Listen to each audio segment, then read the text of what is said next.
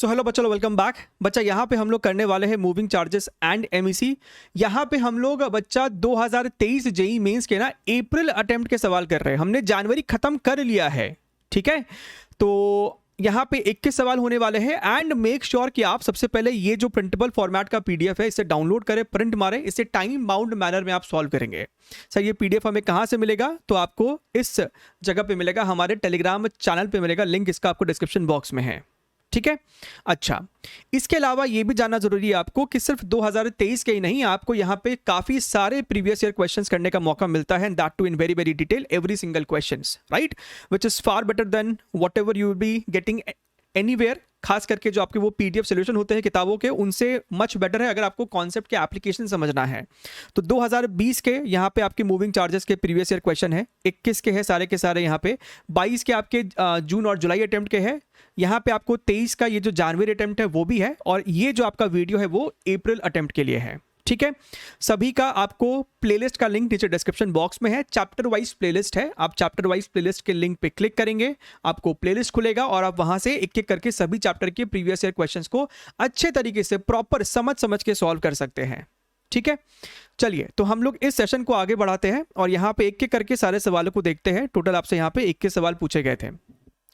सबसे पहला सवाल को अगर आप ध्यान से देखें, सवाल में कहता है कि आपके पास क्या है, एक लॉन्ग स्ट्रेट वायर है, सर्कुलर क्रॉस सेक्शन का, रेडियस ए है, it is carrying a steady current I, the current I is uniformly distributed across the cross section of this wire. So basically आप उस वायर का क्रॉस सेक्शन जो है, क्योंकि circular बोला है तो कहीं ना कहीं आपको समझ में आ रहा है कि सर ये आपका है ना एक सिलेंड्रिकल वायर की तरह हम इसे ट्रीट करेंगे, है ना, and that to a solid cylinder. और जो आपकी करंट है वो आपको पूरे वायर से यूनिफॉर्मली इस तरीके से फ्लो कर रही है। पूरे वायर के क्रॉस सेक्शन में ये जो करंट आई है वो आपको यूनिफॉर्मली डिस्ट्रीब्यूटेड है। तो कहीं ना कहीं आप इस चीज़ को थ्योरी में भी पढ़ते हैं और यही फायदा होता है प्रीवियस ईयर क्वेश्चंस करने का। इस कॉन्सेप्ट के ऊपर आपको पीवाईक्यूज पूछे ऑलरेडी जा चुके हैं, वो भी रीसेंट ईयर्स में। इसीलिए बहुत ज़रूरी है कि आप रीसेंट ईयर के पीवाईक्यूज के ऊपर ज़्यादा फोकस करें, कम से कम 4 से 5 सालों पे, ना कि एकदम शुरू से लेके अभी तक, अगर आपके पास समय कम है तो आपके एग्जाम में। तो भैया ये आपको टोटल करंट आई फ्लो कर रहा है और ये जो वायर का रेडियस है, राइट, क्रॉस सेक्शन रेडियस है, that is equal to your small a, ऐसा हमें सवाल में दे रखा है। अब हमसे कहता है the magnetic field is 0 in the region less than A and inversely proportional to the region more than A. So कहीं ना कहीं आपको सवाल समझ में आ गया। आपको एक पॉइंट अंदर चुनना पड़ेगा और एक पॉइंट आपको बाहर चुनना पड़ेगा। तो अंदर में आपका मैग्नेटिक फील्ड कितना है और अगर आपने कोई पॉइंट बाहर चुना है तो बाहर में आपका मैग्नेटिक फील्ड कितना है due to this I current, right. हमें बताना है कि रिलेशन कैसा है उसका, it is inversely proportional to R या फिर फील्ड 0 है, तो वो हमें बताना है। देखिए सबसे आसान होगा किसी भी बाहरी पॉइंट के लिए बता पाना। बाहरी पॉइंट पे यानी कि इस बी पॉइंट की अगर हम बात करें फॉर आर मोर देन ए, यहाँ की अगर आप बात करें मैग्नेटिक फील्ड, तो ये फॉर्मूले आपके जो इनफाइनाइट करंट कैरिंग वायर का होगा उसी के जैसा है, सेम है basically. So mu not I upon your 2 pi R, ठीक है। आप मेरी मानो तो यहाँ पे इस करंट के जगह है ना आई इन लिखो, करंट इनसाइड लिखो। Sir what is the meaning of inside? इसको आप एज अ ट्रिक की तरह ध्यान रख सकते हो। आई इन का मतलब है, जब हमने बी पॉइंट की बात की तो बी पॉइंट यानी कि इस आर रेडियस का अगर आपने एक इमेजिनरी सर्कल बनाया होता जिसे हम एम्पियर लूप कहते हैं, इस लूप के अंदर टोटल कितना करंट है, तो आपने देखा कि सर इस लूप के अंदर टोटल करंट तो आई पूरा का पूरा ही आ जाता है। इसका मतलब इस पर्टिकुलर सिचुएशन में अगर हम इस फॉर्मूले को अप्लाई करें, अगर हम यहाँ पे आई इन लिख के इसको अप्लाई करें, तो केस नंबर 1 के लिए आपका जो मैग्नेटिक फील्ड है that is your mu not I in जो होगा वो टोटल करंट आई होने वाला है डिवाइडेड बाई 2 पाई आर। इसी लॉजिक को या फिर इसी चीज को अगर हम लोग आगे फर्दर अप्लाई करें पार्ट 2 में, यानी कि for R less than A, capital A location पे अगर हमें फील्ड जाननी है, तो अब हम फिर से एक्चुअली इसी फॉर्मूला का इस्तेमाल करेंगे। देखिए आप में से कई लोगों को है ना ये फॉर्मूला भी रटा होगा, मैं इसे इसलिए करा रहा हूं कि अगर नहीं पता है तो देख लीजिए कि एग्जाम में आप इसको निकाल भी सकते थे। ये आई इन क्या है फिर से समझ लीजिए। आई इन का मतलब है, अब अगर इस आर रेडियस की बात कर रहे हो तो इस आर रेडियस का सर्कल बनाइए और इसके थ्रू कितना करंट पास कर रहा है। अगर आप यहाँ पे ध्यान से देख पा रहे हैं, टोटल करंट आई जो है वो ए रेडियस के सर्कल से पास कर रहा है। तो ये बेसिकली आपका यूनिटरी मेथड हो गया है कि भैया जब एरिया था पाई ए स्क्वायर तो करंट आई फ्लो कर रहा है। तो अगर एरिया है पाई आर स्क्वायर, अगर एरिया है पाई आर स्क्वायर तो कितना करंट पास करेगा?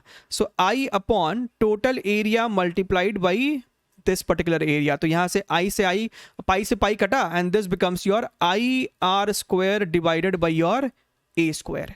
सो ये आपका बेसिकली इनसाइड करंट है। This is the current flowing through this shaded portion. तो इसको हम लोग यहाँ पे डाल देंगे। This is your mu naught 2 pi R multiplied by inside current हमारा जो निकल के आ रहा है that is your I are square divided by your small A square. अगर ध्यान से देखोगे तो आर से आर आपका यहाँ पे समाप्त हो जाएगा और यही फॉर्मूला ऐसा है जो कि बहुत से बच्चे को याद रहता है। अगर आपको नहीं ध्यान में था, नहीं याद था, तो हमने इसे इस प्रकार से डिराइव कर लिया। तो यहाँ से क्या समझ में आया कि भैया बाहरी पॉइंट के लिए तो magnetic field inversely proportional to R है, लेकिन अंदरूनी पॉइंट के लिए फील्ड जो है सर वो मेरे को स्मॉल आर के प्रोपोर्शनल है। यानी कि सर डायरेक्टली, सर ये जो जनाब है ये अपने को डायरेक्टली प्रोपोर्शनल है। ठीक है, अब ये सर कौन से ऑप्शन में दिख रहा है? तो ऑप्शन नंबर 3 को पढ़ो, directly proportional to r in the region r less than a and inversely proportional to r in the region r more than a. यानी कि सर ऑप्शन नंबर 3 हमारा सही बैठता है। ठीक है, कहने को डायरेक्ट फॉर्मूला बेस्ड सवाल था बट स्टिल हमने इसको डिटेल में डिराइव करने का कोशिश किया। क्वेश्चन नंबर 2 की बात कर लेते हैं। काफ़ी सिंपल आपका न्यूमेरिकल बेस्ड क्वेश्चन है। हालांकि ये जो चैप्टर है इससे आपको थ्योरेटिकल क्वेश्चन काफ़ी पूछे गए हैं। अभी आगे आप देखोगे, जो आपको ये भी साबित करता है कि इस चैप्टर के लिए, खास करके आपके मैग्नेटिज्म के लिए, वहाँ पे आपको एनसीईआरटी पढ़ने की ज़रूरत है। ठीक है, ये सवाल तो आपका डायरेक्ट फॉर्मूला बेस्ड क्वेश्चन है। 2 identical circular wires of radius 20 centimetre, current √2 ampere are placed in perpendicular planes as shown in the figure. The net magnetic field at the center of the circular wire is dash into 10 to the power minus 8 tesla. Pi की value कहता है कि 3.14 ले लेना। ठीक है, देखिए जनाब, अगर तुम यहाँ पे ध्यान से देखो तो ये जो आपका है ना, ये जो वर्टिकल प्लेन में आपका लूप है, अगर यहाँ पे आप राइट हैंड थंब रूल का इस्तेमाल करो तो आपकी थंब राइट साइड आ रही है। इसका मतलब इस y वाले लूप के वजह से फील्ड आपको राइट साइड है, फील्ड आपको राइट साइड मान लेते हैं B है। अच्छा, दोनों ही लूप आपको सेम रेडियस का है, दोनों ही लूप में सेम करंट है, तो दोनों ही लूप के सेंटर पे फील्ड की मैग्नीट्यूड सेम होगी। ये जो आपका हॉरिजॉन्टल प्लेन में लूप है, इसमें जो करंट फ्लो कर रहा है, तो आपका थंब देखिए ऊपर की तरफ आ रहा होगा, वर्टिकली अपवर्ड्स। तो ये आपका एक और मैग्नेटिक फील्ड आ गया है। तो अब हमसे तो नेट मैग्नेटिक फील्ड पूछ रहा है, तो भाई साहब साफ साफ दिखाई दे रहा है कि ये भी बी है, ये भी बी है, और दोनों के बीच में एंगल 90 डिग्री। यानी कि सर जो रिजल्टेंट फील्ड होगा वो √2b होगा। ठीक है, अच्छा, और किसी एक बी के मैग्नीट्यूड की बात करें तो सर्कुलर वायर के सेंटर पे है, तो म्यू नॉट I/2r। ये भी सही है सर। तो सर ये √2 है, ये म्यू नॉट की वैल्यू कितनी है? म्यू नॉट की वैल्यू तो आपको पता होनी चाहिए कि sir 4 pi into 10 to the power -7। Current अपने को सर √2 दे रखा है तो √2 लिखा है, divided by 2 multiplied by radius is 20 centimetre which is nothing but your 20/100। यानी कि सर कितना हो गया है? 1/5। सो बेसिकली 1 और ऊपर आपका सर 5 चला जाएगा।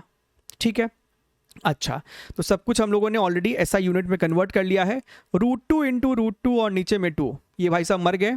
4 into 5 is nothing but your 20। सो यहाँ से हमको दिख रहा है कि सर 20 मल्टीप्लाइड बाई पाई को हमको लिखना है 3.14 10 to the power -7। अब तुम देखो यहाँ पे 10 to the power -8 का फॉर्मेट है, तो अपने को 10 to the power -8 यहाँ पे जबरन बनाना पड़ेगा। तो ये आपको basically 200 into 3.14 into 10 to the power -8 हो जाएगा, और ये जो वैल्यू है वो आपको कहीं ना कहीं 628 आने वाली है। इसका मतलब है कि सर अपने सवाल का जो जवाब है यहाँ पे ये 628 हो जाएगा।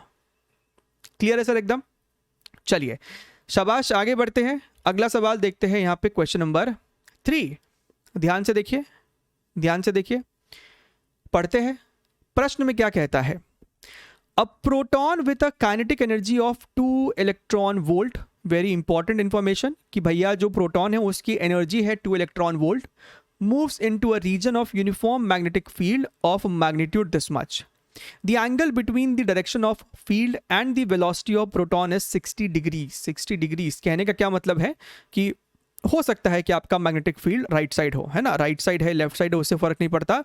मुद्दे की बात यह है कि अगर ये हमारा फील्ड का डायरेक्शन है तो आपका जो प्रोटॉन की वेलोसिटी है that is making an angle of 60 degrees. ठीक है, अच्छा हमसे कहता है कि भैया the pitch of the helical path taken by the proton is dash centimetre. पहली बात तो भैया आंसर रिपोर्ट करना है सेंटीमीटर में। दूसरा है कि सर यही है ऑब्जर्वेशन, सवाल पढ़ के सोचना है कि क्या पूछ रहा है, यूनिट्स का भी ध्यान रखिएगा। दूसरा हमको यहाँ पे ये समझना है कि पिच क्या होता है। तो पिच आपको समझ में आ गया कि सर यहाँ पे ये हेलिकल पाथ मूव कर रहा है। क्यों हेलिकल पाथ मूव कर रहा है? क्योंकि ये जो वेलोसिटी है इसकी दो कंपोनेंट हो जाती, एक आपको हो जाएगा v cos थीटा यानी कि सर v/2 और एक सर अपने को हो जाएगा v sin थीटा यानी कि सर √3v/2। आपको भी पता है मुझे भी पता है कि ये जो √3v/2 है वो सर्कुलर मोशन कराता है और ये v/2 इसे आगे लेके जा रहा है। कहने का मतलब है कि इसका जो मोशन है वो आपको हेलिकल पाथ में होता है। तो सर वैसे केस में जो आपका पिच निकल के आता है that is equal to v/2 जो कि उसे आगे लेके जा रहा है मल्टीप्लाइड बाई टाइम पीरियड। एक चक्कर लगाने का टाइम कितना है, एक चक्कर लगाने का टाइम कितना है? तो अगर ध्यान से देखोगे तो sir this is your v/2 और एक चक्कर का टाइम होता है 2πm divided by qb। Sir यहाँ पे q की जगह क्या लिखोगे? प्रोटॉन का चार्ज। प्रोटॉन का चार्ज मतलब इलेक्ट्रॉनिक चार्ज है ना, 1.6 × 10⁻⁻19। तो यहाँ पे हम e/b लिख देते हैं, जहाँ पे e आपको पता है क्या है। अच्छा सर अभी भी कष्ट है जीवन में। कष्ट इसलिए है क्योंकि सर ये तो वेलोसिटी है लेकिन हमको सवाल में दिया है काइनेटिक एनर्जी। तो क्यों घबरा रहे हैं हम लोग? हम लोगों को पता है कि सर काइनेटिक एनर्जी जो होती है that is equal to your half mv², where m is mass of the proton, right? Which means I could have written this like 2k/m का under root and this is your velocity। ठीक है, अच्छा तो sir यहाँ पे इसको लिखो, ये आपका पिच है, यहाँ पे बेसिकली 2 से 2 आपका मरेगा, this is your πm divided by e/b और v के जगह हम लोग यहाँ पे लिख सकते थे 2/m। अच्छा ये वाला m भी मास ऑफ प्रोटॉन ही है, ठीक है, मास ऑफ इलेक्ट्रॉन मत पुट कर देना। सर ऊपर में जो k है, k इज काइनेटिक एनर्जी जो हमको दिया है 2 इलेक्ट्रॉन वोल्ट्स में।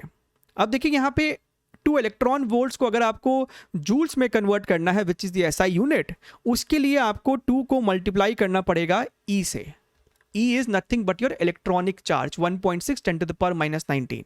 इसका मतलब 2 इलेक्ट्रॉन वोल्ट को अगर हमने SI यूनिट में कन्वर्ट किया था तो हमें यहाँ पे काइनेटिक एनर्जी में के जगह लिखना चाहिए 2 × E।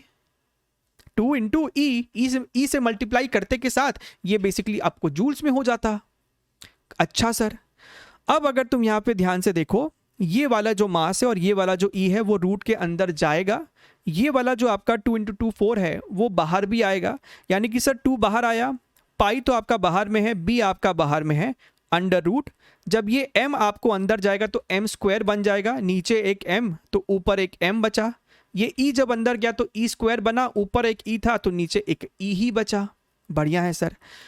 अब आपको यहाँ पे सिर्फ डेटास को सब्स्टिट्यूट करना है, इस चीज़ को हम लोग यहाँ से हटा देते हैं। So if I look here very carefully, I can see that this is your 2 multiplied by 22/7 multiplied by, यहाँ पे हमें कहीं पे भी पाई को 3.14 के लिए नहीं कहा गया है तो फिलहाल हम उसे 22/7 ही लेके चल रहे हैं। b की जो वैल्यू है, अच्छा जैसा हमको दिख रहा है कि पाई कट भी सकता है तो एक काम करो इसको पाई ही रहने दो। b अपने को दिख रहा है इतना है, दैट इज इक्वल टू π/2 है ना, into 10⁻³ under root of mass of proton is this much, that is your 1.6 10⁻⁻27 and mass of electronic charge is 1.6 10⁻⁻19। ठीक है, तो 1.6 खत्म, ये इसको कट करेगा तो कितना आ जाएगा 10⁻⁻8। 10⁻⁻8 लाओगे बाहर में तो 10⁻⁻4 बन जाएगा, पाई से पाई आपका मर गया, 2 × 2 4 हो जाएगा। एंड जब ये 10⁻⁻4 बाहर आएगा तो इवेंचुअली 10⁻⁻1 बचेगा। ये मीटर्स में है, 100 से मल्टीप्लाई किया तो ये 40 सेंटीमीटर्स बन जाएगा फिर। And yes 40 is the correct answer indeed. सो आप देखिए सवाल में डिफिकल्टी ऐसा कुछ नहीं है, डायरेक्ट फॉर्मूला ही इस्तेमाल हुआ है, लेकिन कैलकुलेशन का अपने को ध्यान रखना है और यही आजकल एनटीए कर रहा है जेईई मेंस में, राइट। डिफिकल्टी ऑर्डर उतना नहीं है जितना आपको थोड़ा बहुत कैलकुलेशन का ध्यान रखना है और थियोरेटिकल क्वेश्चन का ध्यान रखना है। यहाँ पे देखिए तो अगेन एक कॉन्सेप्चुअल क्वेश्चन है, थ्योरेटिकल क्वेश्चन है। A charge particle moving in a magnetic field has the components of velocity velocity along B as well as perpendicular to B. तो अभी जस्ट हमने सवाल कर लिया ना हेलिकल पाथ वाला, तो आपको नहीं लग रहा कि सर कुछ वैसा ही है ये? यहाँ पे कहता है कि सर एक चार्ज पार्टिकल है जिसका जो कंपोनेंट है, एक कंपोनेंट अलोंग दी फील्ड आ रहा है और सर एक component perpendicular to the field आ रहा है। तो साफ बात है कि वी वाई सर्कुलर मोशन कराता है, वी एक्स आगे लेके जाएगा, तो ओवरऑल जो आपको इसका मोशन है वो आपको सर हेलिकल जैसा दिखेगा, ठीक है। ओवरऑल जो सर इसका अपने को मोशन है वो हेलिकल जैसा दिखेगा। तो अगर हम यहाँ पे ध्यान से देखें, the path of the charge particle will be what, helical path with the axis perpendicular to the direction of magnetic field. अब एक और बात समझिएगा, ये जो आपको हेलिक्स बना है, इस हेलिक्स का एक्सिस क्या है? ये वाली लाइन है। तो axis is basically parallel to magnetic field. यहां कहता है कि axis is perpendicular to the direction of field, जो कि गड़बड़ है। Helical path with the axis along the magnetic field, यही वाला सत्य है, खत्म। और कोई ऑप्शन अपने को पढ़ने की जरूरत ही नहीं है, ठीक है। चलिए आगे बढ़ते हैं, अगला सवाल क्वेश्चन नंबर 5। अब ये क्या है कि आपको थोड़ा सा थ्योरेटिकल क्वेश्चन है। Certain galvanometers have a fixed core made of non-magnetic metallic materials. The function of this metallic material is what? So basically क्या है कि हालांकि हम लोग गैल्वेनोमीटर पढ़ते तो इसी चैप्टर में है, उसका जो फंक्शनिंग होता है, उसके जो स्ट्रक्चर होते हैं उसे हम यहीं पढ़ते हैं, लेकिन ये सवाल का जो कोर कॉन्सेप्ट है ना वो बेसिकली आपका ईएमआई में जो एडी करंट्स हम पढ़ते हैं वहाँ से है। और क्यों आपके लिए एनसीईआरटी फिर से मैं आपको दोहरा रहा हूँ इंपॉर्टेंट है, I was able to locate कि ये एग्जैक्टली एनसीईआरटी में कहाँ मैंशनड है। तो एनसीईआरटी में एडी करंट्स के आपके कुछ एप्लीकेशंस है, उनमें आपको एप्लीकेशन नंबर 2 में आपको मेंशन है इलेक्ट्रोमैग्नेटिक डैम्पिंग। देखिए हूबहू एनसीईआरटी का लाइन है, certain galvanometers have a fixed core made of non-magnetic metallic material, non-magnetic metallic material। हूबहू लाइन छपा हुआ है आपको एनसीईआरटी से line by line. when the coil oscillates, the eddy currents generated in the core opposes the motion and bring the coil to rest quickly। to oscillate नहीं, to bring the coil rest quickly। so option number 2 आपका basically सही जवाब है।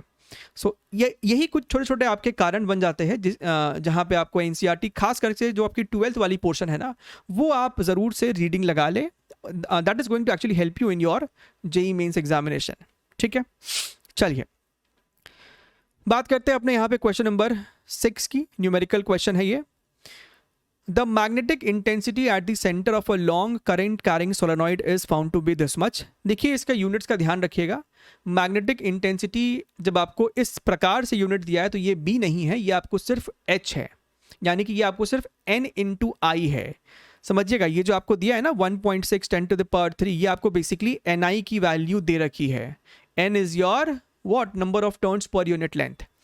If the number of turns is 8 per centimeter, हमें n क्या दिया है 8 पर सेंटीमीटर, यानी कि यहाँ पे लिख लीजिए पहले 8 पर सेंटीमीटर दिया है, तो इसको पहले आपको है ना SI में कन्वर्ट करना होगा, यानी कि समथिंग पर मीटर में कन्वर्ट करना होगा। तो भैया सेंटीमीटर आपको इनवर्स में है ना, सेंटीमीटर डिनोमिनेटर में है, तो ये आपको बेसिकली हो जाएगा 800 पर मीटर। ऐसे भी दिख रहा है ना कि भैया क्या एक सेंटीमीटर में अगर 8 टर्न है तो 100 सेंटीमीटर में कितने टर्न्स होंगे? 800 टर्न्स होंगे। सो 800 होगी आपकी n की वैल्यू। हमसे पूछता है करंट कितना है, तो ये तो आपको एक्चुअली में बहुत ही सरल क्वेश्चन हो गया। आपको यहाँ पे n की वैल्यू पता है, आपको I पूछ रहा है, so this goes away, this becomes your 0.2, so I is nothing but your 2 ampere. So this is your correct answer, ठीक है। आगे बढ़ जाते हैं, इसमें कुछ ऐसा है नहीं। अगेन आपका एक थ्योरेटिकल क्वेश्चन है जो आपको ज़रूर एनसीईआरटी की रीडिंग लगाने के लिए एम्फेसाइज करता है, फैक्ट बेस्ड है आपके लिए ये। Electromagnets are made of a soft iron assertion reason है, आपको ये भी समझना होगा कि क्या ये स्टेटमेंट आपको सत्य है कि नहीं। तो electromagnets are made of soft iron, बिल्कुल सही स्टेटमेंट है ये। Soft iron has a high permeability and low retentivity. So basically electromagnets का आपको पर्पस समझना पड़ेगा। वो एक ऐसा डिवाइस है जहाँ पे हम चाहते हैं कि हमने अगर करंट स्विच ऑफ कर दिया सोलेनॉइड के थ्रू तो आपका वो soft iron should get demagnetized very quickly, और वो तभी होगा जब उसकी रिटेंटिविटी बहुत लो रहेगी। And it has a high permeability होना चाहिए। हाई परमिएबिलिटी का मतलब है कि वो अपने थ्रू मैग्नेटिक फील्ड को बड़ी आसानी से पास होने देता है, अच्छी मात्रा में पास होने देता है। सो ये भी आपका ट्रू है, and this is a valid reason why we have chosen soft iron for electromagnets. So both A and R are correct, and R is the correct explanation of A. ठीक है, आगे बढ़ते हैं, अगला सवाल देखते हैं, क्वेश्चन नंबर 8। ध्यान से देखिएगा ये सवाल क्या कह रहा है। आई थिंक फॉर्मूला बेस्ड है। The ratio of magnetic field at the centre of a current carrying coil of radius R to the magnetic field at a distance r from the center of a coil on its axis is root x is to 1. The value of x is how much? So this is again a direct formula based question. दो magnetic field का ratio बताना है। पहले case में आपको जो current carrying coil है उसके सेंटर पे फील्ड है, तो सेंटर पे फील्ड होता है जनाब mu naught I divided by 2r, and B2 जो है वो बेसिकली सेम डायमेंशन का है कॉइल, उसमें भी सेम करंट है, लेकिन अब एक्सिस से r दूरी पे फील्ड है। तो भैया एक्सिस से r दूरी हो या कोई भी x दूरी हो, जो फील्ड होता है that is equal to your mu not I, अगर इसका रेडियस भी r है जैसा कि सवाल में दिया है, so mu not I r square divided by 2r square plus x square whole to the power 3/2, जहाँ पे इस सवाल में x भी r है, उसको सब्स्टिट्यूट करें यहाँ पे आप, या फिर यहीं पे सॉल्व कर लो पहले। Mu naught I are square divided by 2, right, यहाँ पे x की जगह आप r लिखोगे तो वो हो जाएगा ओवरऑल आपको 2r square, so 2r square whole to the power 3/2। अगर तुम ध्यान से देखोगे तो mu not I are square divided by 2 multiplied by 2 to the power 3/2, that is nothing but your 2√2, और r square to the power 3/2 is nothing but your r cube. तो ये मेरे को आ रहा है mu not I divided by 4√2 times r। ठीक है, तो यहां इसे हम लोग लिखते हैं mu naught I divided by 4√2 into r। इसको यहां पे आप डिवाइड करेंगे, ये दोनों आपको कटेंगे, ये आपको यहां से कैंसिल आउट हो जाएगा। So this turns out to be 4√2 ऊपर गया, तो this is your 2√2 is to 1, या फिर आप इसको लिख सकते थे √8 is to 1। तो यहां से हमको दिख रहा है कि x की जो वैल्यू अपने को बच रही है that is equal to your 8। ठीक है, सो क्वेश्चन नंबर 8 का आंसर भी 8 ही है। आगे बढ़ते हैं, अगला सवाल देखते हैं हम लोग यहाँ पे, क्वेश्चन नंबर 9 थ्योरेटिकल क्वेश्चन है। If the number of turns in the coil of a moving coil galvanometer is doubled, so basically the question is revolving around the concept of current sensitivity. अब moving coil galvanometer, हालांकि ये भी topic हमारे playlist में है, ठीक है। तो ये जो आपका मूविंग कॉयल गैल्वेनोमीटर है, इसमें आपका जो करंट सेंसिटिविटी है उसके कंपोनेंट्स को जब आप स्टडी करते हैं तो वहाँ पे एक इक्वेशन निकल के आती है, टॉर्क वाली equation, that is your NIAB is equal to C into theta, where C is the torsional constant, theta जिस एंगल से डिफ्लेक्शन हो रहा होगा, N नंबर ऑफ टर्न्स है, I करंट है, A क्रॉस सेक्शन एरिया है loop का, और B वहाँ पे फील्ड है due to the magnets, right. So यहाँ पे अगर आप ध्यान से देखोगे ना तो NAB divided by C is equal to theta by I. तो ये जो आपका रेशियो है ना थीटा बाई आई का, इसे ही हम कहते हैं करंट सेंसिटिविटी। करंट सेंसिटिविटी की कितना डिफ्लेक्शन हो रहा है फॉर यूनिट करंट, ठीक है। यानी कि सर कहीं ना कहीं NAB अपॉन C का जो रेशियो है इसे ही हम कहते हैं करंट सेंसिटिविटी। अच्छी बात है सर, ये हो गया आपका एक चीज। दूसरा हमें जानना होता है व्हाट इज वोल्टेज सेंसिटिविटी। तो घुमा फिरा के बात इतनी सी है कि अगर मैं इस इक्वेशन के लेफ्ट साइड में भी R मल्टीप्लाई करूं रेजिस्टेंस, और राइट साइड में भी डिनोमिनेटर में अगर मैंने R मल्टीप्लाई किया, तो ये I इंटू आर बेसिकली हमारा वोल्टेज रीडिंग होगा। सो NAB upon R into C, ये थीटा अपॉन IR, यही बेसिकली मेरा हो जाएगा वोल्टेज सेंसिटिविटी। है ना, क्योंकि आई आर आपका वी है, सो थीटा बाई वी, काम करो इसको लिखो थीटा बाई वी, और यही है हमारा मुद्दे की बात, वोल्टेज सेंसिटिविटी। ठीक है, एन बेसिकली आपको जो आप कॉइल लगाते हो ना, नंबर ऑफ लूप्स है, राइट, और ये आर इसी कॉइल का रेजिस्टेंस है। ठीक है सर, अब यहां पे पढ़ते हैं, if the number of turns in the coil of a moving coil galvanometer is doubled then the current sensitivity becomes double. तो बिल्कुल सही बात है, करंट सेंसिटिविटी यहां पे एन के प्रोपोर्शनल आ रहा है। आपने अगर नंबर ऑफ टर्न्स को ही डबल कर दिया तो करंट सेंसिटिविटी डबल हो जाएगी।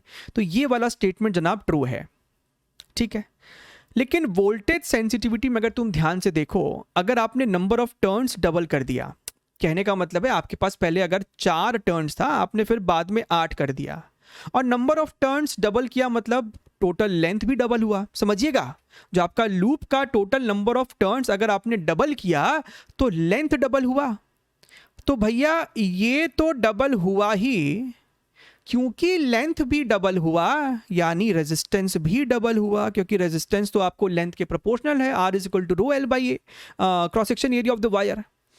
तो सर यहां पे क्या हो गया, ऊपर में तो नीचे में ये कांस्टेंट था सी, लेकिन यहां पे नीचे में रेजिस्टेंस भी है। आपने लूप को डबल किया तो लेंथ डबल हुआ यानी कि रेजिस्टेंस डबल हुई। अब ये एक ऐसा इक्वेशन है जहां पे ऊपर में भी क्वांटिटी डबल हो रहा है, नीचे भी डबल हो रहा है, तो ओवरऑल तो ये डबल डबल आपस में कट ही जाएगा। तो घूम फिर के क्या समझ में आया कि वोल्टेज सेंसिटिविटी में कोई भी चेंज नहीं आया। क्या बोलता है, increasing current sensitivity of the moving coil galvanometer by only increasing the number of turns. अगर हमने करंट सेंसिटिविटी को सिर्फ n को बढ़ा के चेंज किया है, it will also increase its voltage sensitivity in the same ratio. गलत स्टेटमेंट है, गलत स्टेटमेंट है, चेंज ही नहीं होगा। तो यहां पे statement 1 is true but statement true is false. Option number 4 इसका सही जवाब है। ये डीप कॉन्सेप्ट वाली सवाल है ना। जब एग्जाम में ये सवाल आया, मेजॉरिटी बच्चों ने इसको गलत ही किया हुआ है ना, और यहां वहां फिर इसके डिस्कशन को, रॉन्ग डिस्कशन को सुन रहे हैं। चलिए ध्यान से देखिए, the current required to pass through a solenoid of 15 centimetre length and 60 turns in order to demagnetize a bar magnet of magnetic intensity इतना is equal to how much। so basically the current, जो भी आपको current उसमें पास कराना है, आप चाहेंगे कि वो करंट के कारण भी जो आपका इंटेंसिटी हो वो इस इंटेंसिटी के बराबर ही हो लेकिन अपोजिट डायरेक्शन में हो, ताकि उसको कैंसिल आउट कर पाए। तो the current required, so basically यहाँ पे आपको H is equal to NI का ही फॉर्मूला इस्तेमाल करना था। आपको सवाल में H दिया हुआ है 2.4 10 to the power 3। N आपको सवाल में दिया हुआ है number of turns per unit length, number of turns is 60 per unit length. तो 15 सेंटीमीटर को मीटर में कन्वर्ट करो, this is your 15 divided by 100, तो 100 ऊपर टाइम्स योर करंट। तो हमें इस प्रश्न में फिर से करंट ही सॉल्व करना है, ये तीनों आपके खत्म हो जाएंगे। सो आप देख सकते हैं this is your 32, this is your 35, ये आपको कट किया तो हो जाएगा 1.2। तो यहाँ से अपने को करंट आ रही है जनाब 6 एम्पियर, और हमसे सवाल में करंट ही पूछा था, सो 6 ampere is the correct one. ठीक है, आगे बढ़ते हैं, अगला सवाल देखते हैं, question number 11, theoretical question. Again इसमें क्या है, रीडिंग अगर आपने करी है, इवन हमारा जो रिवीजन वीडियो है ना इस मैग्नेटिक प्रॉपर्टीज पे, वो भी अपने आप में सेल्फ सफिशिएंट है, सब कुछ मेंशन्ड है। कहता है कि for diamagnetic substance this is your basically susceptibility is the magnetic susceptibility. ठीक है, तो हमसे पूछा कि क्या ये स्टेटमेंट ट्रू है, क्या डायामैग्नेटिक मटेरियल में आपको ससेप्टिबिलिटी का वैल्यू इतना ही होता है। तो ये आपको बिल्कुल ट्रू स्टेटमेंट है, या ये आपको डेटा वहां पे मेंशन्ड है, इवन हमारे नोट्स में आपको दिख जाएगा। Diamagnetic substances when placed in an external magnetic field tend to move from stronger to a weaker part of the field। so basically diamagnetic होता है, पैरामैग्नेटिक होता है, फेरोमैग्नेटिक होता है। डाया वाले जो प्राणी होते हैं वो बेसिकली आपको एक्सटर्नल मैग्नेटिक फील्ड को ना रिपेल कर रहे होते हैं, तो वो आपको हायर से लोअर की तरफ ही शिफ्ट हो जाएंगे। तो ये बिल्कुल सही है, स्ट्रॉन्गर टू वीकर की तरफ जाते हैं, तो दोनों ही स्टेटमेंट ट्रू है। So both statement 1 and statement 2 are basically your true statement. ठीक है, चलिए अगला सवाल देखते हैं हम लोग यहाँ पे, question number 12, very direct formula based question है ये। A straight wire carrying a current of 14 ampere is bent into a semicircle of radius 2.2 centimeter as shown in the figure. The magnetic field produced by the current at the center of the arc is equal to how much? तो भैया total की वजह से formula होता था mu naught I by 2r, तो आधे के वजह से होगा 4r। समझिएगा, इस वाले वायर की वजह से सेंटर पे फील्ड है, लेकिन ये वाले वायर और ये वाले वायर की वजह से नहीं है, बिकॉज इस वाले वायर को एक्सटेंड किया तो ये भी O पॉइंट से पास करेगा और ये वाला भी O पॉइंट से पास करता अगर पीछे एक्सटेंड करो। तो जो भी फील्ड होगा वो सिर्फ इस कर्व्ड वायर की वजह से है, जिसका फॉर्मूला आधा हो जाएगा। अब क्या ही है, अब तो सिर्फ आपको डेटा लगाना है। This is your 4 pi into 10 to the power -7, current is your 14 ampere divided by 4 into radius is your 2.2 into 10 to the power -2 tesla. ठीक है, अब तुम ध्यान से देखो तो यहाँ पे आपको चीख चीख के कह रहा है कि भैया पाई को इस्तेमाल करो 22/7। तो एक काम करो, पाई को यहाँ से हटा दो और यहाँ पे एक 22 दे दो और यहाँ पे एक 7 दे दो, तो आपको खुद में ही मज़ा आ जाएगा कि भैया ये 7 तो इसको कट करके 2 बना देगा, ये 2 जब इसको कट करेगा तो ये से 1.1 बना देगा, ये 1.1 इसको कट करेगा तो ये से 20 बना देगा। ठीक है, अब ये 10 टू द पावर -2 जब ऊपर जाएगी तो ये 20 इंटू 10 टू द पावर -5 यानी कि sir 2 into 10 to the power -4 tesla ये अपने को हो जाएगा। So this becomes your 2 as the correct answer. ठीक है, चलिए शाबाश, आगे बढ़ते हैं। अगला सवाल, क्वेश्चन नंबर 13। ठीक, the free space inside a current carrying toroid is filled with a material. Toroid का शेप क्या होता है? बेसिकली एक सोलेनॉइड को लिया और उसको आपने गोल घुमा दिया ऐसा करके। ठीक है, शेप क्या है अभी कोई फर्क नहीं पड़ता अपने सॉल्विंग पे। It is filled with a material of susceptibility 2 into 10 to the power -2। The percentage increase in the value of magnetic field inside the toroid will be how much. So कहने का मतलब है कि पहले आपका टोरॉइड में सिर्फ करंट फ्लो कर रहा था, अंदर में कोई मीडियम नहीं था, तो वैसे केस में जो फील्ड का फॉर्मूला होगा that is equal to simply your mu naught NI। यहाँ पे भी आपका फॉर्मूला म्यू नॉट NI होता है। ठीक है, लेकिन बाद में आपने क्या किया, उसमें एक मीडियम डाल दिया। मीडियम डाला तो मीडियम का एक रिलेटिव परमिएबिलिटी μr उसके साथ मल्टीप्लाई करना पड़ता है। अब यहाँ पे अगर तुम ध्यान से देखो तो हमसे पूछा है what is the percentage increase, तो परसेंटेज इंक्रीज हो जाएगा आपका increase upon initial into 100। Simple है। अब अगर तुम यहाँ पे ध्यान से देखो, ये आपको बेसिकली B2/B1 -1 इंटू 100 है। If you look here carefully, B2/B1 करोगे तो सिर्फ आपको μr बचेगा। सो μr -1 इंटू 100। और अगर तुमको ध्यान में हो तो आपका जो μr का फॉर्मूला होता है वो होता है आपका ψ+1। सो μr -1 is nothing but your susceptibility only. ओहो हो, तो भाई ये तो अपने को दे रखा था value 2 into 10 to the power -2 into 100। ओहो भाई साहब, ये तो घूम फिर के 2% आ गया, तो खत्म। Option number 1 is the correct one. ठीक, चलिए आगे बढ़े, अगला सवाल देखते, question number 14। Again current sensitivity voltage sensitivity के ऊपर आधारित ये सवाल है। क्या बोलता है प्रश्न में? कहता है the current sensitivity of a moving coil galvanometer. फिर से लिखो, NA/B/C is equal to θ/I. This fellow is your current sensitivity. NA/B/RC is equal to θ/V. This fellow is your voltage sensitivity.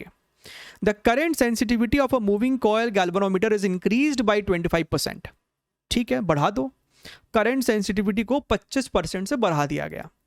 This increase is achieved only by changing in the number of turns of the coils and area of cross section of the wire while keeping the resistance of the galvanometer coil constant. This is very important information कि भैया R is constant। आपने ये जो change achieve किया है वो आपने N को किया, A को चेंज किया, आपने जो मन किया चेंज किया। ठीक है, आपने यहाँ पे जो मन किया चेंज किया, बट यू हैव केप्ट। अब देखिए यहाँ पे एक आपके मन में कंफ्यूजन हो सकता है, by changing the area of cross section of the wire. So क्या तो ये लोग यहाँ पे इस वाले लूप के क्रॉस सेक्शन एरिया की बात कर रहे हैं, या फिर ये लोग ये जो वायर है ना इस वायर का जो अपना क्रॉस सेक्शन है, इस वायर को अगर जूम करो, इसको मोटा बना दो वायर को, तो जो वायर का अपना ये क्रॉस सेक्शन एरिया है जो रेजिस्टेंस के फॉर्मूले में इस्तेमाल होता है ρl/a, हो सकता है ये उस एरिया की बात कर रहे हैं एंड प्रोबेबली हो भी सकता है, so as to maintain the resistance as constant, but हमको उससे कोई मतलब ही नहीं है। क्यों? सवाल में आपसे क्या पूछ रहा है कि भैया आपने जो भी ये चेंज अचीव किया है वो आपने एन चेंज किया, एरिया फेरिया चेंज कर दिया, लेकिन आपने ये इंश्योर किया कि रेजिस्टेंस आप नहीं चेंज करेंगे, आपने आर को नहीं चेंज किया, ठीक है, आर आपने नहीं चेंज किया। The percentage change in the voltage sensitivity will be how much. तो ये सवाल इसके पहले वाले सवाल से डिफरेंट क्यों है? क्योंकि इसके पहले वाले सवाल में रेजिस्टेंस भी चेंज हुआ, इस सवाल में ये इंश्योर किया गया है the changes are such that resistance didn't change, right. तो इसका मतलब ये है कि आपने यहाँ पे जो भी बदलाव किया है ऊपर के पैरामीटर्स को चेंज करके 25% का यहाँ पे चेंज लाया है, तो यहाँ पे भी तो आपका सब कुछ सेम ही है, इसका मतलब ऊपर का ही पैरामीटर यहाँ पे भी चेंज हुआ है, ऊपर में चेंज हुआ होगा यहाँ पे, तो यहाँ पे भी आपको वही चेंज हुआ होगा, समझ रहे हो? या फिर आप इसको ऐसा समझिए कि NAB/C जो है वो आपको IS है, तो यहाँ पे बेसिकली ये हो जाएगा IS upon resistance is equal to your voltage sensitivity. तो भैया आपको दिख रहा है ना कि रेजिस्टेंस तो कांस्टेंट था, यानी कि सर वोल्टेज सेंसिटिविटी इस क्वेश्चन में प्रोपोर्शनल है करंट सेंसिटिविटी के, तो करंट सेंसिटिविटी में अगर 25% का इंक्रीमेंट लाया है, चेंज आया है, तो यहाँ पे भी तो सर 25% का ही आया होगा। और क्योंकि आपको करंट सेंसिटिविटी इंक्रीज हुआ था और ये डायरेक्टली प्रोपोर्शनल है, यानी वोल्टेज सेंसिटिविटी भी इंक्रीज हुआ होगा, तो +25 होगा आंसर, -25 नहीं होगा, ठीक है, खत्म है। आगे बढ़ते हैं, अगला सवाल देखते हैं, अगला प्रश्न देखते हैं, question number 15। An electron is allowed to move with a constant velocity along the axis of a current carrying straight solenoid, ठीक है। सो बेसिकली आपके पास एक सोलेनॉइड है और आपको भी पता है कि इस करंट कैरिंग सोलेनॉइड के वजह से जो आपके एक्सिस पे मैग्नेटिक फील्ड होता है वो आपको इस प्रकार से होगा, और अगर हम इसके डायरेक्शन की बात करें, मतलब फील्ड जो होगा क्या तो आपको लेफ्ट होगा या राइट होगा डिपेंडिंग ऑन द डायरेक्शन। हमसे कहता है कि आपका जो इलेक्ट्रॉन है ना वो इस एक्सिस पे ही मूव कर रहा है, it move with a constant velocity along the axis of current carrying straight wire. The electron will experience magnetic force along the axis of the solenoid। अब बात को समझिएगा, आपके पास मान लीजिए यहाँ पे एक इलेक्ट्रॉन था और ये इलेक्ट्रॉन आपको लेफ्ट जाए राइट जाए उससे कोई फर्क नहीं पड़ता, मान लीजिए ये इलेक्ट्रॉन की वेलोसिटी v है, लेकिन कहता है कि एक्सिस के अलोंग थी, तो भैया यहाँ पे आपको साफ दिख रहा है कि चार्ज की वेलोसिटी और field parallel anti parallel whatever force is equal to your q v cross b। तो कहीं ना कहीं फोर्स की अगर आप मैग्नीट्यूड की बात करते थे तो q v b sine theta होता है, तो अगर थीटा 0 डिग्री है या फिर 180 डिग्री है, यानी कि मैग्नेटिक फोर्स जो लग रहा है ना उस इलेक्ट्रॉन पे वो 0 है, इसका मतलब इसमें कोई फोर्स नहीं लगेगा, विच मीन्स इसके ऊपर कोई भी डायरेक्शन का चेंज या फिर स्पीड में चेंज नहीं आएगा, ये चुपचाप स्ट्रेट लाइन में आगे मूव करता जाएगा करता जाएगा करता जाएगा। द इलेक्ट्रॉन विल एक्सपीरियंस, कोई एक्सपीरियंस नहीं करेगा force. The electron will not experience, सही है। The electron will continue to move along the axis of solenoid, सही लग रहा है। The electron will be accelerated, गलत बात है। The electron will follow parabolic, गलत बात है। तो बी और सी जो है वो आपको सही स्टेटमेंट थे, option number 2 is the correct one, ठीक है। तो देखिए कॉन्सेप्ट अगर आपके क्लियर है, फंडे क्लियर थे, तो सवाल आप बहुत जल्दी निकाल लेंगे। अच्छा, एक और theoretical question, the diamagnetic property depends on the temperature. देखिए पैरामैग्नेटिक मटेरियल जो होता है या फिर फेरोमैग्नेटिक मटेरियल होता है, उसमें आप पढ़ते हैं कि टेम्परेचर चेंज करने पे आपको कैसे उसकी प्रॉपर्टी वेरी करती है, वहाँ पे आपने क्यूरीज टेम्परेचर का भी कॉन्सेप्ट देखा है। This is not for your diamagnetic material, so diamagnetic property depends on temperature, ये आपको फॉल्स स्टेटमेंट है, ठीक है। इवन आप जब एनसीईआरटी रीड मारोगे आपको वहाँ पे भी मिल जाता। The included magnetic dipole moment in a diamagnetic sample is always opposite to the magnetizing field। जैसा कि मैंने इसके पहले भी बोला, डायामैग्नेटिक मटेरियल एक्सटर्नल फील्ड को रिपेल करता है, तो ये आपको बिल्कुल सही है कि एक डायामैग्नेटिक मटेरियल में, यानी कि अगर एक्सटर्नल फील्ड आपको ऐसी थी तो इसके अंदर जो आपको डाइपोल की वजह से फील्ड पैदा होगा वो लेफ्ट डायरेक्शन में पैदा हो जाएगा, अपोजिट सेंस में, शोइंग की रिपेलिंग नेचर का है। तो ये वाला स्टेटमेंट आपका बेसिकली ट्रू बन जाता है। तो 16 में पहला फॉल्स है, दूसरा ट्रू है, and this is your which one, ये हाँ, तो 16 का जो है ऑप्शन नंबर 1 आपका सही बैठ रहा है। ठीक है, चलिए आगे बढ़ते हैं, क्वेश्चन नंबर 17 की बात कर लेते हैं, है ना। ये कॉन्सेप्ट आपका बेसिकली अर्थ मैग्नेटिज्म से है, वो भी हमारे ही प्लेलिस्ट में है, बहुत ही बढ़िया तरीके से समझा हुआ है ना। आधे घंटे के अंदर अंदर में आप पूरा कॉन्सेप्ट समझ जाएंगे with solved examples also. So no, यहाँ भटकने की जरूरत नहीं है। A compass needle oscillates 20 times per minute at a place where the dip is 30 degree and 30 times per minute where the dip is 60 degree. The ratio of total magnetic field due to the earth at the two places respectively are what? So basically यहाँ पे आपको एक फॉर्मूले का इस्तेमाल करना पड़ता है, टाइम पीरियड ऑफ ऑसिलेशन। जिस प्रकार से एक इलेक्ट्रिक डाइपोल को आप जब एक यूनिफॉर्म इलेक्ट्रिक फील्ड में हल्का सा घुमा के छोड़ देते होते तो वो ऑसिलेट करता था, यहाँ पे भी आपको मैग्नेटिक फील्ड में ऑसिलेट करता है। इक्वेशन है यहाँ पे आपका I/mBh। I आपका उस मैग्नेट का मोमेंट ऑफ इनर्शिया है about the axis of rotation, m जो है उसका मैग्नेटिक मोमेंट है जो कि मैग्नेट के लेंथ पे और उसके पोल स्ट्रेंथ पे डिसाइड होता है। bh जो है उस प्लेस पे अर्थ की हॉरिजॉन्टल मैग्नेटिक फील्ड कितनी है वो होता है। आपको ये भी पता होना चाहिए साथ ही साथ में कि आपका जो bh है that is nothing but your total field multiplied by cos theta, जहां पे थीटा है एंगल ऑफ डिप।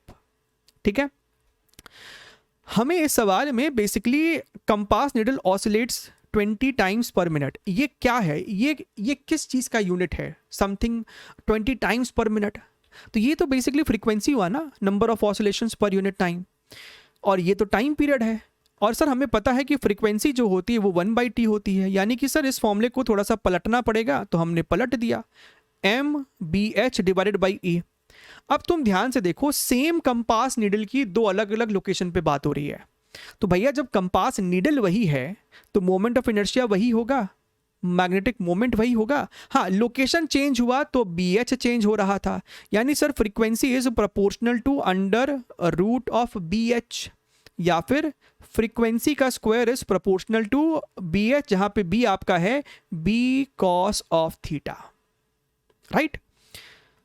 बस क्या बोल रहा है सवाल में, the ratio of two magnetic fields due to the earth at the two places are what. So basically हमें B1/B2 चाहिए, तो यहाँ पे आपको दिख रहा होगा F1 square upon F2 square is equal to B1/B2 multiplied by cos of theta 1 time upon cos of theta 2। अगर तुम यहाँ पे ध्यान से देखो, F1 क्या है, आप इसको F1/F2 भी लिख सकते थे। F1 आपका है 20 टाइम्स पर मिनट, देखो आप चाहो तो उसको है ना सेकेंड्स में कन्वर्ट कर सकते हो, नंबर ऑफ ऑसिलेशंस पर सेकेंड, लेकिन क्योंकि यहाँ पे F1 और F2 रेशियो में है तो आप जो यूनिट चेंज करते तो उससे कुछ फर्क नहीं पड़ता। तो बेसिकली क्योंकि रेशियो में था तो F1 की जगह आप 20 लिख सकते थे, F2 की जगह आप यहाँ पे 30 लिख सकते थे होल स्क्वायर। B1/B2 हमें चाहिए कॉस ऑफ थीटा, तो यहाँ पे पहला जो डिप एंगल है वो 30 डिग्री है, सो this is your cos of 30 degrees, cos of 60 degrees.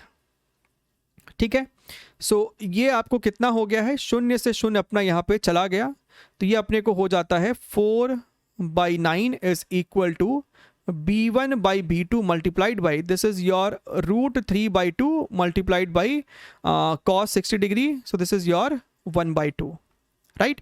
तो 2 से 2 अपना यहाँ पे मर जाएगा, so this becomes your how much, B1/B2 is equal to this is your 4 divided by 9√3, तो भैया इसका मतलब 9 को अंदर भेजना पड़ेगा, सो 9 9 81, और ये आपको हो जाएगा 3 3 8 24, सो 243। तो यहाँ पे अगर तुम ध्यान से देखो 4 तो है, तो ये x बेसिकली क्या हो जाएगा, 243 हो जाएगा। डन, चलिए अगला सवाल देखते हैं हम लोग यहाँ पे, question number 18, right.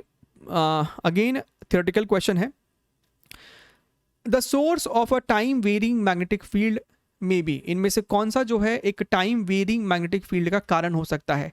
Time varying magnetic field का मतलब है कि field is a function of time. एक परमानेंट मैग्नेट, देखिए अगर आपके पास एक परमानेंट मैग्नेट है, सपोज कीजिए कि आपके पास यहाँ पे एक परमानेंट मैग्नेट है, तो इसके वजह से किसी भी लोकेशन पे फील्ड तो फिक्स ही है, वो थोड़ा ना टाइम के साथ चेंज हो रहा है, सो ये तो आपको नहीं होगा, है ना। And electric field changing linearly with time. तो ये देखिए बेसिकली आप इस चीज़ को शायद ईएम वेव में पढ़ोगे, है ना, फिर भी इसको एज अ जनरल नॉलेज भी ध्यान रखिए आप कि time varying electric field magnetic field पैदा करता है and vice versa, time varying magnetic field electric field पैदा करता है। और ये जो आपका time varying electric field magnetic field पैदा करता है वो बेसिकली आपको सिंगल डिफरेंशियल है, डी बाई डी टी समझिए आप। तो अगर तुम ध्यान से देखो तो an electric field changing linearly with time, electric field आपका लीनियरली चेंज कर रहा है, यानी कि sir electric field is a function of time but it is something like कुछ भी कांस्टेंट है साथ में आपको टी जुड़ा हुआ है सिर्फ। तो सर ऐसे लीनियर फंक्शन को आप जब टाइम के रिस्पेक्ट में डिफरेंशिएट करोगे you will get a constant thing, यानी कि आपका जो मैग्नेटिक फील्ड होगा वो पैदा तो हुआ लेकिन एक कांस्टेंट फील्ड पैदा हुआ। हमको चाहिए टाइम वेरिंग मैग्नेटिक फील्ड, इसका मतलब ये भी नहीं होगा। आपके पास एक डायरेक्ट करंट है, भैया ठीक बात है, एक करंट जो होता है वो आपको फील्ड पैदा करता है लेकिन वो तो एक कांस्टेंट फील्ड पैदा करेगा किसी भी लोकेशन एक्स पे। आपके पास एक करंट कैरिंग इनफाइनाइट वायर है, mu not I by 2 pi R, time varying field तो नहीं है, right. An antenna fed with a digital signal, ये बेसिकली ये जो आपका सिग्नल आप फीड कर रहे हो एंटीना में, ये आप पढ़ते हो कम्युनिकेशन में, आप जब उसको वहाँ पढ़ोगे तो वहाँ पे भी दिख जाएगा, हालांकि इसमें कोई डाउट है नहीं कि ये भी आपको एक टाइम वेरिंग मैग्नेटिक फील्ड नहीं पैदा कर रहा है। अ डीसेलरेटिंग चार्ज पार्टिकल, साफ दिखता है कि जब सर आपने सबको ही कट कर दिया है तो यही आपका ऑप्शन बचेगा, अ डीसेलरेटिंग चार्ज पार्टिकल। अब होता क्या है कि अगर आपके पास एक चार्ज पार्टिकल है और वो डिसेलरेट कर रहा है, यानी कि उसकी जो वेलोसिटी है ना वो खुद एक टाइम का फंक्शन है। अगर एक चार्ज पार्टिकल कांस्टेंट वेलोसिटी से ट्रैवल करता, तो राइट, तो चार्ज का मोशन में आना यानी कि करंट का फ्लो समझिए। अगर वेलोसिटी कांस्टेंट है यानी कि करंट कांस्टेंट है, और एक कांस्टेंट करंट की वजह से आपको जो फील्ड पैदा हो रहा होता है वो भी आपको बेसिकली कांस्टेंट ही होता। लेकिन अगर आपका चार्ज पार्टिकल डिसेलरेटिंग है यानी कि उसकी वेलोसिटी कंटिन्यूअसली चेंज हो रही है, यानी कि करंट कंटिन्यूअसली चेंज हो रहा है, यानी कि मैग्नेटिक फील्ड भी आपको टाइम के साथ एक ही लोकेशन पे कंटिन्यूअसली चेंज हो रहा होगा। सो this is the appropriate one, D, इसीलिए ऑप्शन नंबर 1 आपका यहां पे जो है वो सही जवाब है। ठीक है, चलिए आगे बढ़ते हैं, बात करते हैं यहां पे अपने क्वेश्चन नंबर 19 की। An electron is moving along the positive X axis, तो कोऑर्डिनेट सिस्टम का यहाँ पे हमें चक्कर दिख रहा है जनाब, ये आपको एक्स एक्सिस है, ये आपको वाई एक्सिस है, जेड एक्सिस बाहर होना चाहिए, यानी कि एक डॉट दिखा दो इस प्रकार से और यहाँ पे लिख दो जेड एक्सिस, कि Z axis is out of the plane. Electron is moving along positive X axis, so electron is moving something like this, है ना, नेगेटिव चार्ज इलेक्ट्रॉन है, and field is applied parallel to the negative z axis। negative z axis का मतलब है field is into the plane। तो भैया field आपका basically into the plane है, इलेक्ट्रॉन आपका राइट साइड जा रहा है। तो अगर आप मेरे से पूछे कि इलेक्ट्रॉन पे फोर्स किधर लगेगा, जाहिर सी बात है फोर्स को निकालने का तरीका जो है, फोर्स का जो डायरेक्शन है it is proportional to v cross b का डायरेक्शन, लेकिन भैया साथ में एक q भी तो मल्टीप्लाइड है, समझिएगा।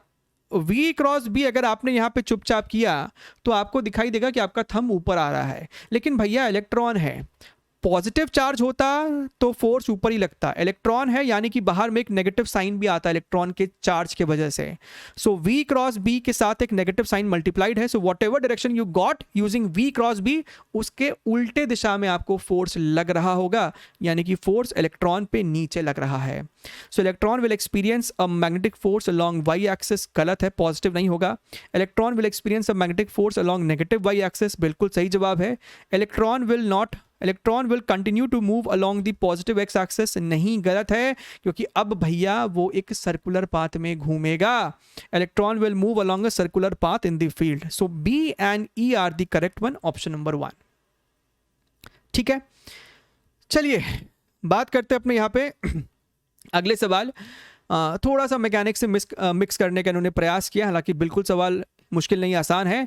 अ straight wire A B of mass 40 grams and length 50 centimetre is suspended by a pair of flexible leads in uniform magnetic field of this much as shown in the figure.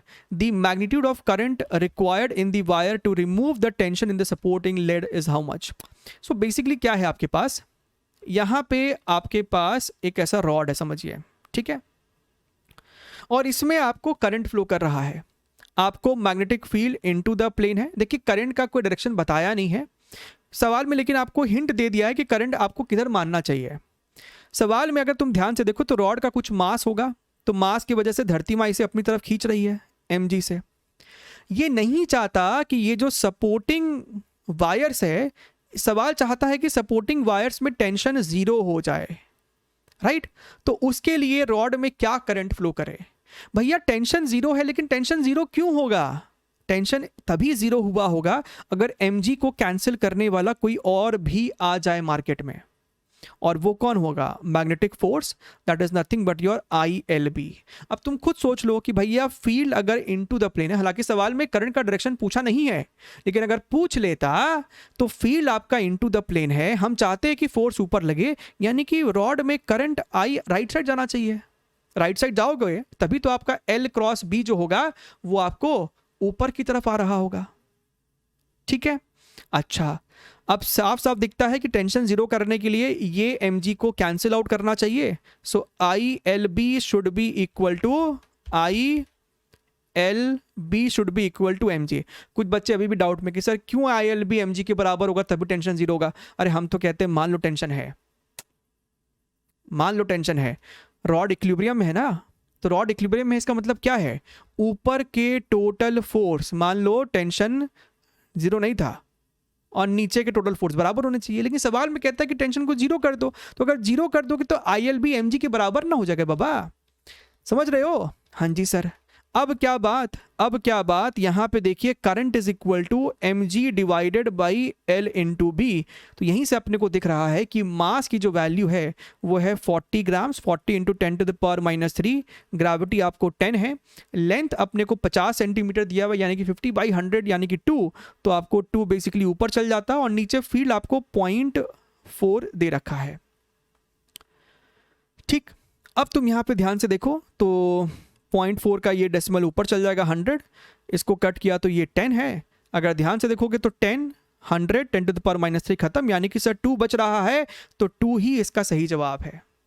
Clear एकदम? Okay, let's see the last question. अगर last question तक पहुंच ही गए हो तो session को like भी कर दीजिएगा, है ना, चैनल पे नहीं तो सब्सक्राइब भी कर दीजिएगा।